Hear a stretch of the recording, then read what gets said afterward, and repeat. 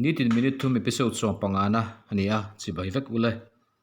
tuntuma hian mezo thunga v kan ze tel thin hi engtika man tur nge engtika ze tur nge ti soigan tuma mi zo tonga hian lova lovem rova zova ti te kanan bang thina chungchu lowa loem rowa zowa ti poin da thei thome nga tinge v ka kan ze tel ti kan soidon ani masa in v hian a ran pain om zia nei lo ti kha reta ila ri ka wangin kan lamrik na hmuna v hi kan da ve mai chaw ani mizo tong a kan han tong hian lowa ti emo loem ti emo lowin kan han ti te hian alam mi mo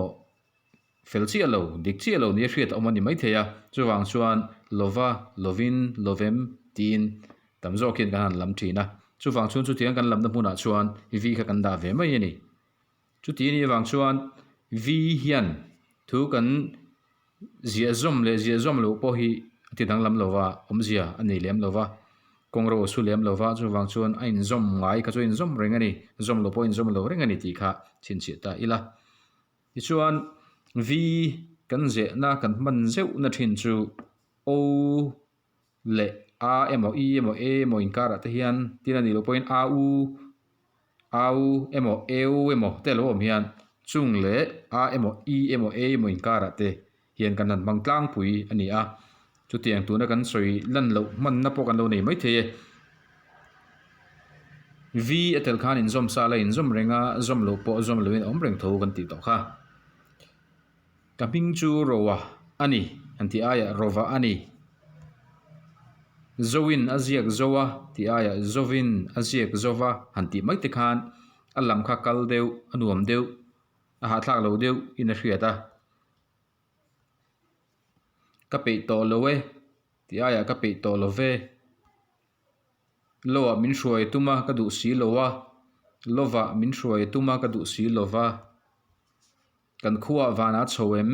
kan khuwa wana chowem ka tiang khan ei ama a han lama thol deuh hlek nia lang kha v kanan da khan a thol ka zukno khat azukno kim ni hian a hriata chuwang chuan v hi kan bang thin niom takani foem fovem fowin fovin hoa hova hoin hovin mowin movin noem novem powin povin powem povem ka tiang zel khan a tam tak om thenga hi tu na mi kan ta lan chu en tir na mai ni a nge v atel khan alam hi nuam deu ni na hriat ani tu tiang chuan a u ani po khan awin aya avin zawa aya zawa kawin aya kawin eu om point kewin tilwin kevin tin o emo a u emo eu a po to pa h om hian tu su e tuna v kan ze telang kan zep tel thin tho me deva a try in ka hred deva han tiang chi kha tu su chin chi la thome